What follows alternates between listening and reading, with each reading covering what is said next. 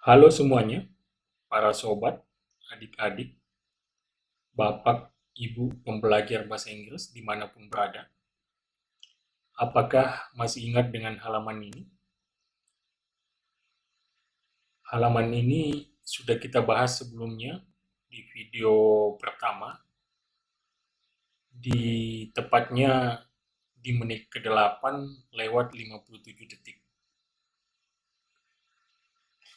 Di sini kita membahas mengenai klausa sebagai bagian atau inti dari kalimat, di mana kalimat yang paling sederhana terdiri daripada satu klausa. Dan di sini kita membahas mengenai penggunaan kata kerja, kata sifat, maupun kata benda dalam membentuk satu klausa. Di sini ada sekian banyak hal yang bisa kita pelajari mengenai kata kerja itu. Kalau ketemu subjek tertentu, misalnya harus ditambah dengan es, pasangan to be setiap subjek itu apa, kemudian bahwa kata kerja ataupun kata kerja penghubung, linking verb inilah yang akan berubah-ubah di setiap perubahan tenses. Baik, saya tidak akan mengulangi lebih dalam. Jika masih butuh untuk melihat kembali, silahkan dicek kembali video pertama pada menit ke-8 lewat 57 detik untuk penjelasan lebih detail halaman ini. Baik, kita lanjut. Di sini kita akan naik setahap, yaitu mempelajari kalimat yang lebih kompleks. Jadi bukan hanya kalimat sederhana yang hanya terdiri dari satu klausa, yang mana satu klausa itu hanya terdiri daripada subjek dengan verb atau predikat, tapi di sini kompleks kalimat atau kalimat yang kompleks itu juga mengandung unsur komplement dan juga mengandung unsur modifier. Nah, komplement itu apa? Tak lain ini adalah objek. Objek yang menjawab pertanyaan apa dan siapa. Nanti kita akan lihat. Kemudian modifier ini adalah adverb atau kata keterangan, di mana bisa berupa kata keterangan waktu atau untuk menjawab pertanyaan kapan, kata keterangan tempat atau untuk menjawab pertanyaan di mana, dan kata keterangan cara atau untuk menjawab keterangan bagaimana. Oke, kita lihat contoh kalimatnya. Yang pertama, I saw Bobby yesterday. Di sini kita melihat bahwa I ini adalah subjek, kemudian saw ini adalah verb atau kata kerja atau predikat. Kemudian Bobby di sini, saya melihat Bobby kemarin. Nah, kita bisa menanyakan di sini siapa yang saya lihat, yaitu Bobby. Sehingga di sini Bobby ini terjawab dengan pertanyaan siapa yang saya lihat. Jadi dia adalah objek. Kemudian yesterday. Yesterday adalah kemarin. Ini tidak lain adalah adverb of time atau keterangan waktu yang menjawab pertanyaan kapan. Jadi saya melihat siapa? Saya melihat Bobby. Kemudian kapan saya lihat Bobby? Yaitu kemarin.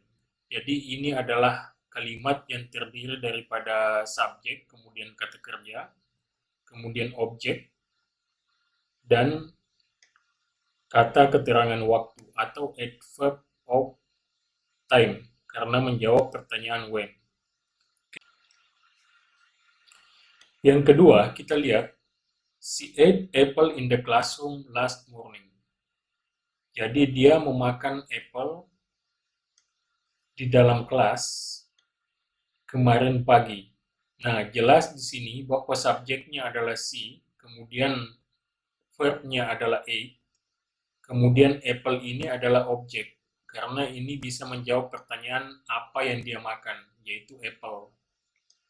In the classroom, ini bisa menjawab pertanyaan where, di mana. Jadi dia makan apple di mana? Ya di dalam classroom atau di dalam kelas. Kemudian last morning ini jelas bisa menjawab pertanyaan when atau kapan. Jadi dia memakan apa? Apple. Ini adalah objek menjawab pertanyaan what. Kemudian in the classroom ini adalah adverb untuk menjawab pertanyaan where. Kemudian last morning ini adalah adverb juga untuk menjawab pertanyaan when. Jadi komplementnya atau objeknya adalah apple, modifiernya ada dua, yaitu in the classroom, yaitu adverb of place atau menjawab pertanyaan where, dan last morning, yaitu adverb of time atau untuk menjawab pertanyaan when. Kemudian, he studied English twice in the kitchen last Sunday.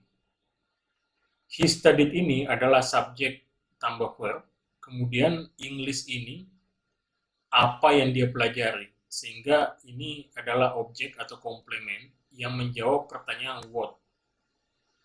Twice in the kitchen last Sunday, twice ini bukan when, jadi dia bukan menjawab pertanyaan kapan, bukan juga where, dia tidak menjawab pertanyaan di mana, tapi lebih tepatnya ini menjawab pertanyaan how, yaitu how often, seberapa sering, atau seberapa sering frekuensinya, yaitu 2 kali. Sehingga ini masuk ke dalam adverb atau modifier untuk menjawab pertanyaan how.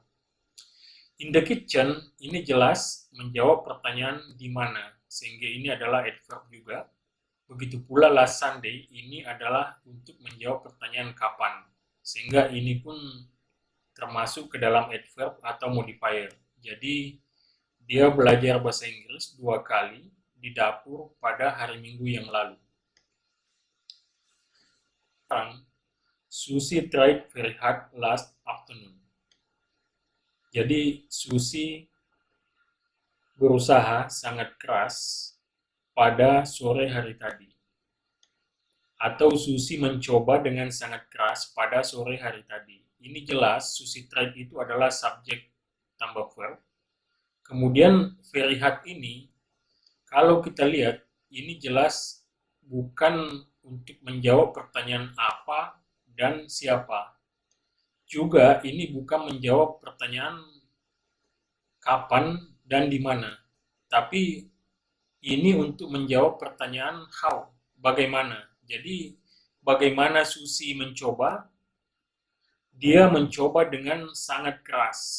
Jadi ini jelas untuk menjawab pertanyaan how. Sehingga very hard ini juga adalah adverb atau modifier. Last afternoon ini jelas menjawab pertanyaan when atau kapan. Sehingga ini juga adalah adverb atau modifier. Nah, sekarang kita lihat. Nina is contemplating delaying sending a WhatsApp message now.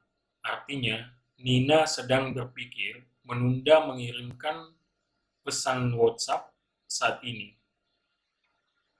Perhatikan di sini bahwa ada is atau to be diikuti oleh kata kerja yang ditambah ing, di mana pada pelajaran tenses kita tahu pola seperti ini adalah present continuous tense, yaitu to be bentuk pertama, kemudian kata kerjanya ditambah ing. Oke, kenapa di sini setelah contemplating, delay-nya itu juga ditambah dengan ing menjadi delaying? Karena contemplate ini adalah kata kerja yang masuk ke dalam kelompok kata kerja yang mana kalau diikuti oleh kata kerja yang lain di belakangnya, maka kata kerja yang lain itu harus dalam bentuk gerund, di mana gerund itu adalah juga kata kerja yang ditambah dengan ing, sehingga ini menjadi delaying. Kebetulan, delay ini juga adalah kelompok kata kerja di mana kata kerja di belakangnya itu, kalau di belakangnya berupa kata kerja, maka kata kerja yang di belakangnya itu juga harus dalam bentuk gerund atau ditambah dengan ing.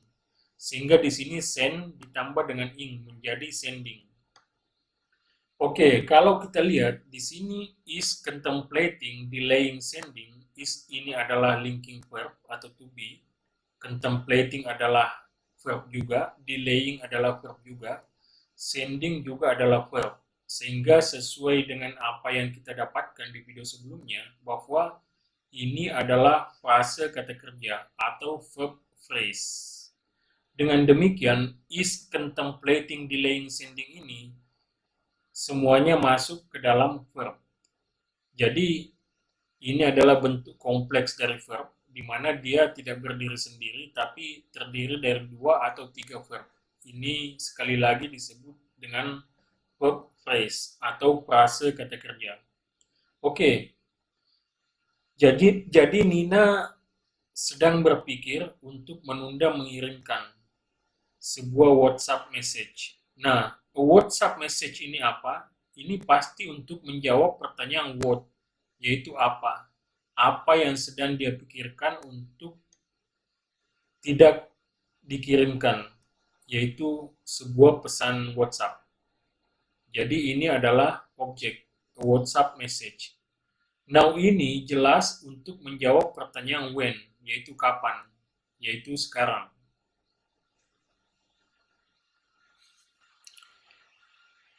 Yang terakhir, I can again, into a can. Artinya, saya dapat mengalengkan seekor ikan kaleng ke dalam sebuah kaleng. Perhatikan di sini, I adalah subjeknya, kemudian can ini berarti dapat. Ini sama dengan could ya. Nah, can, must, may, dan lain-lain itu adalah modals dalam bahasa Inggris.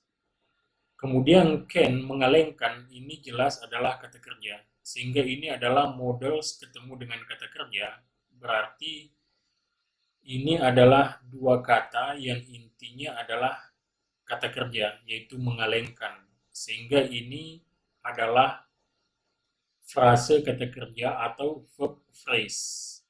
Kemudian again. Again ini sudah pasti untuk menjawab pertanyaan apa, yaitu apa yang akan bisa saya kalengkan. Jawabannya adalah seekor ikan kaleng. Sehingga ini adalah objek atau komplement. Kemudian into again ini jelas untuk menjawab pertanyaan where atau kemana. Kemana seekor ikan kaleng itu bisa saya kalengkan, yaitu ke dalam sebuah kaleng, sehingga I adalah subjek, can itu adalah verb, tepatnya adalah verb phrase atau frase kata kerja, kemudian can itu adalah objek atau komplement, into can itu adalah adverb atau modifier yang akan menjawab pertanyaan where. Baik, para sobat, adik-adik, Bapak dan Ibu, para pembelajar bahasa Inggris semuanya, dimanapun berada. Sampai di sini video pembelajaran kali ini. Sampai ketemu di video pembelajaran selanjutnya. Dan jangan lupa subscribe agar mendapatkan notifikasi untuk video-video selanjutnya.